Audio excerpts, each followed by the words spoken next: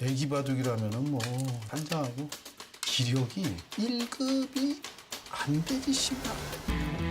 원작을 넘어서는 속편은 없다는 말이 있습니다. 최근 개봉한 타짜 3가 그러했고 후속작이니 스피노프니 하는 정말 많은 영화들이 실패를 금치 못했습니다. 물론 예외는 있죠. 반지의 제왕이나 해리포터 같이 원작의 세계관을 점점 깊게 들어가거나 친숙한 원작의 세계관을 바탕으로 독창적인 정체성을 가지고 흥미로운 이야기를 전개했던 연문 외전과 같은 영화들이 있죠. 오늘 리뷰할 영화 신의 한 수 귀수편은 지난 2014년에 개봉한 신의 한 수 사활편의 미지의 인물 귀수의 일대기를 그린 작품입니다. 신의 한 수 사활편은 인상 깊은 액션씬과 바둑도박이라는 신선한 소재를 바탕으로 많은 관심을 받았던 작품입니다. 개인적으로 스토리 개연성과 핍진성이 부족했기에 좋게 본 작품은 아니었지만 빠른 스토리 전개와 훌륭했던 액션씬과 미술효과 등 나름 볼거리가 충분했다는 점에서 킬링타임용 정도는 되는 작품이었다고 생각합니다. 하지만 5년 만에 스피노프로 돌아온 신의 한 수 귀수편은 평작도 안 되는 망작이라고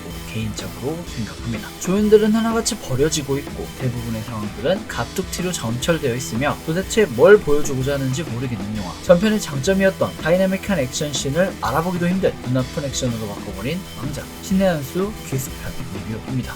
이 앞으로는 스포일러가 포함되어 있습니다. 감상에 주의하시길 바랍니다. 더불어 저는 철저히 개인적인 입장에서 리뷰를 하고 있습니다. 불편하신 분들은 뒤로 가기를 눌러주시기 바랍니다. 영화는 귀수의 어린 시절을 보여주며 시작합니다. 가난했던 귀수와 그의 누나는 황덕용이라는 사람의 집에서 일을 하며 삭을 받고 생활합니다. 어느 날 황덕용은 귀수의 누나를 성희롱하게 되고 이에 귀수의 누나는 자살을 하게 되죠. 거리로 나온 어린 귀수. 그는 기원에서 바둑으로 어른들을 이기며 허일도에 눈에 띄게 됩니다. 허일도는 거리를 떠도는 귀수를 제자로 받아들이고 똑똑한 훈련을 시키죠. 허일도의 지옥 훈련이 끝난 후 귀수는 사기도박 현장에 투입되게 됩니다. 부산 잡초와의 대결에서 큰 돈을 딴 허일도는 잡초의 부하에게 죽임을 당하고 귀수는 우여곡절 끝에 잡초의 손에서 벗어나 도망치게 되죠. 시간은 흘러 성인이 된 귀수. 그는 스승의 죽음 이후 혹독한 훈련으로 실력을 탄탄히 쌓아왔습니다. 스스로의 실력에 확신이 생긴 그는 스승의 말에 따라 쓸모없는 돌이라 불리는 똥선생을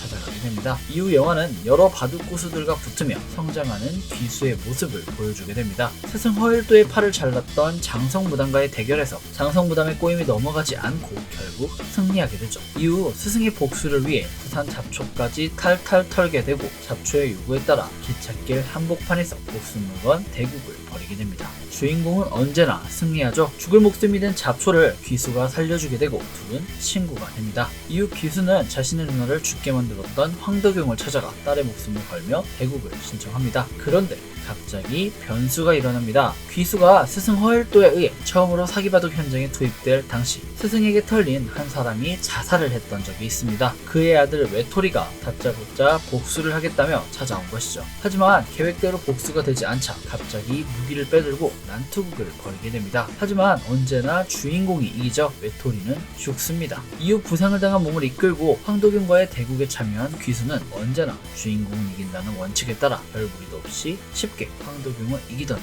영화가 끝이 납니다. 비판하고 싶은 부분이 많은 영화입니다. 이번 신의 한 수 귀수편은 얼마 전에 올려드린 전편 신의 한 수 사활편의 단점을 극복하지 못했고 그마저 있던 장점까지 단점으로 승화시킨 작품이라고 생각합니다. 1편에선 바둑이라는 신선한 소재를 통해 흥미를 불러일으키고 싸움이라는 액션을 통해 나름 긴장감을 형성했습니다. 액션씬들도 나름 볼만했죠. 하지만 이번 영화의 액션씬은 눈이 너무나도 아팠습니다. 시종일관 카메라의 컷을 바꿔대는 촬영 방식 때문에 인물들의 액션이 잘 보이지도 않았고 심지어 대부분의 액션씬이 밤에 촬영되거나 어두운 실내에서 촬영이 되었으니 인물들의 동선을 알아보기가 너무나도 힘들었습니다. 게다가 이런 눈이 아픈 액션씬에서 1편을 따라한 탓인지 1인칭 시점의 장면들도 등장하는데 보는 내내 머리가 아파왔습니다. 이어 등장하는 캐릭터들이 하나같이 개성이 없고 의미 없이 소비되었다는 부분이 정말 아쉽습니다. 귀수나 똥선생, 허일도 같은 경우에는 주인공이니 각 캐릭터의 역할이 확실했어요. 하지만 나머지 캐릭터들은 죄다 이 영화에 굳이 필요한 인물인가 싶을 정도로 허술했습니다.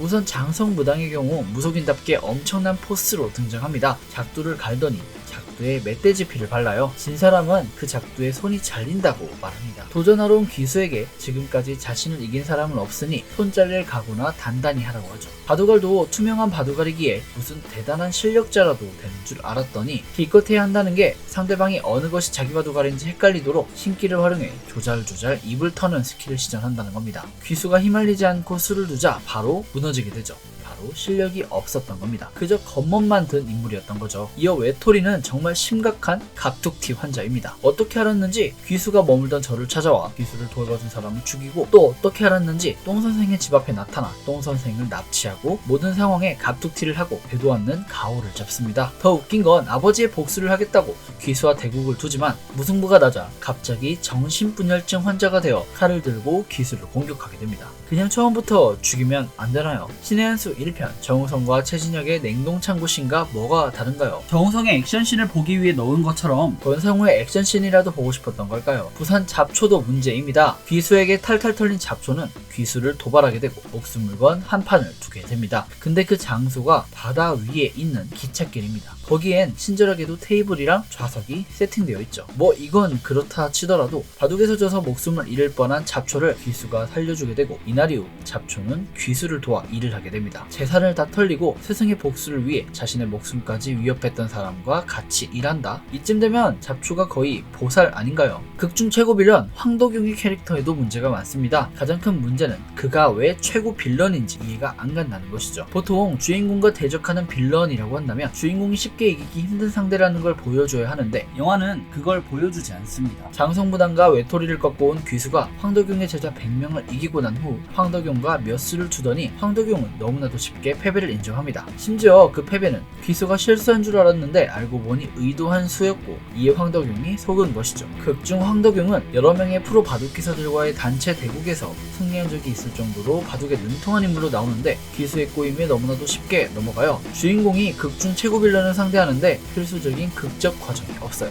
뭔가 극적인 과정을 통해 귀수가 승리하는 것을 보여줬다면 더 좋았을 텐데 너무나도 아쉬운 구성입니다. 귀수의 어린 시절 스토리 이후 어떤 어려움 속에서도 주구장창 상대방에게 승리만 하는 모습이 연속적으로 나열되는데, 이런 단조로운 구성은 긴장감 형성에 그닥 좋지 않죠. 전작에서도 지적되었던 문제입니다. 그리고 황덕용은 딸이 납치돼서 죽을 뻔한 위기에 처해 있다는데 한가하니 협박하는 귀수를 무시합니다. 저만 이해가 안 되는 장면인가요? 황덕용의 심리에 대해서도 이해가 안 갔습니다. 이어 바둑을 다루는 태도에 대해서도 너무나도 아쉬운 게 많습니다. 전작의 경우 바둑을 소재로 했지만 액션에 초점을 맞췄기에 바둑은 그저 메커핀에 불과했습니다. 정작 중요한 것은 바둑이 아니라 바둑 내기판에서 볼 수 있었던 폭력성이죠. 하지만 이번 영화 신의 한 수 귀수편은 1편에 비해 귀수라는 바둑인의 인생을 집중적으로 조명하기에 바둑을 표면적으로만 다뤘던 1편보다 바둑을 좀 더 깊게 다뤄주는 게 좋았을 거라고 생각합니다. 그랬다면 1편을 재밌게 본 사람으로서 세계관의 깊이에 빠질 수 있어서 좋고, 이 영화의 팬인 바둑인들도 재밌게 볼 수 있어서 좋았을 거니까요. 하지만 여전히 바둑은 스토리의 전개의 소재일 뿐 영화의 중심은 권상우의 복근과 액션씬이었습니다. 즉 주인공만 바뀌었지 전판과 별 다를 게 없으며 영화 초반부 귀수의 어린 시절을 제외하면 밍밍하게 흘러갔다는 게 제 개인적인 의견입니다.